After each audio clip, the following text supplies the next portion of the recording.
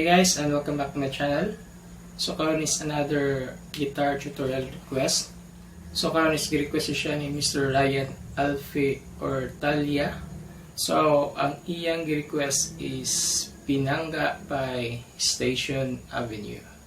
So salamat sa pag-request sa kanta. So una ta sa intro. So, sa intro ay first chord is D.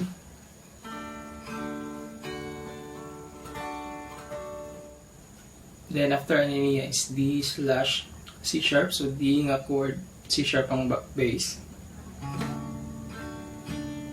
So pwede din or pwede ko magamit D.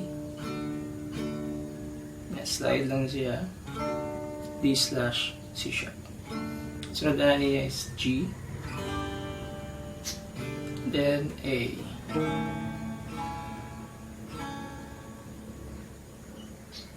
Then, balik na po siya. Ito nagapon.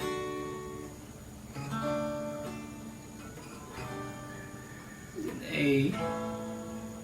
Then, mabalik sa G. Then, A.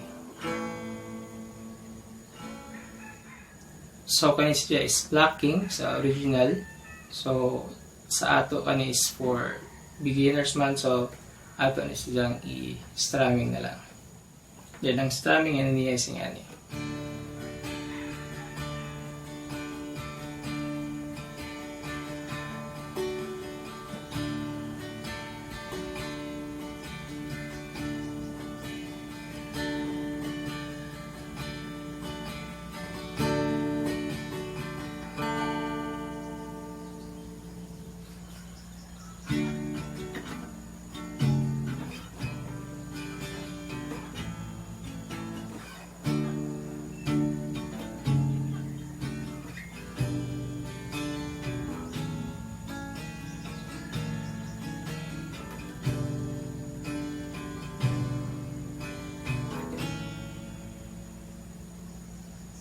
Then sunod is verse. So sa verse is katulong first part D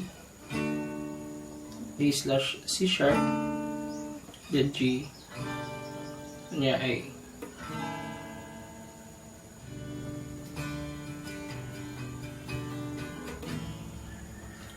Kahagsay malaway sa salay ang kahayos mo.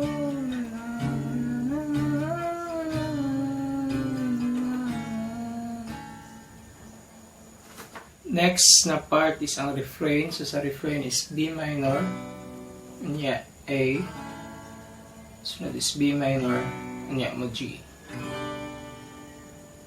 Hinday, yaw kalimpe, nga mo makuwala katmalam. Next is chorus. So sa chorus is D, A, B minor, niya G.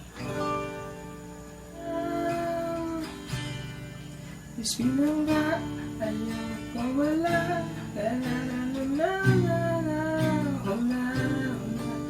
Is that me? Pinangga, naman sa Pinangga. Next na part ano niya is ang bridge. So sa bridge is B minor, A, buhato ni ka pat, anya sa last part after sa A is mo G.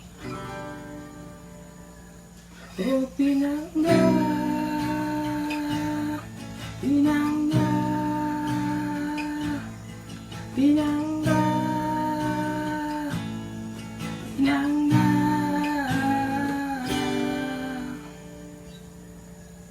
So, mga itong mga chords o chord patterns nga gigamit sa kanta nga Pinangga by Station Avenue.